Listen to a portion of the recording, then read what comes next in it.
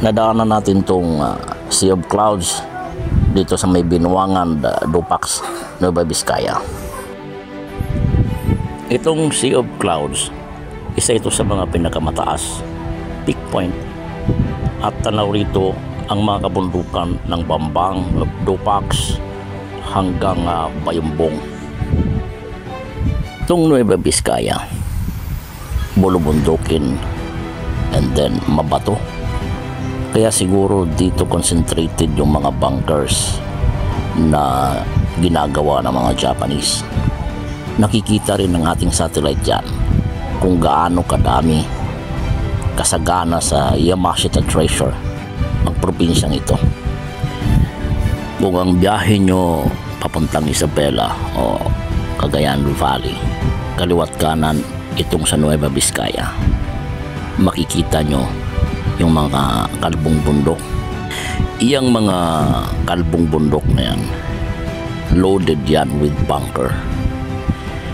Base sa documents na hawak natin, ang ratio ng mga bunker dito sa Nueva Vizcaya is every 1.5 kilometers may butas at loaded. Kaya naman hindi ako magtataka na bawat residente, bawat mamamayan ay aware sa Yamashita Treasure. Kagaya nung binisita natin dito ngayon, mga simpleng bato ang i-presenta sa atin. Of course, meron kanya-kanyang kwento, pero sa totoo lang,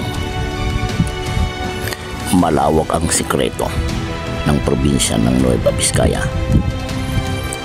Mula sa Kapatagan hanggang palibot yan doon sa mga kabundukan, tagtad ng mga stone markers.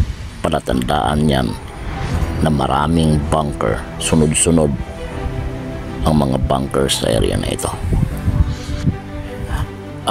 Dito sa probinsya na ito, may isa tayong bunker operation, kaya nadalas tayo rito paikot-ikot. Vizcaya, Isabela, and Cagayan Valley. Umpisa natin to rito sa area na ito. Tuloy-tuloy lang tayo hanggang sa magtagumpay. Samahan nyo kami. Hanggang dito na lang po muna. Hanggang sa susunod na mga destination natin. Abangan nyo po mga ka-hunters.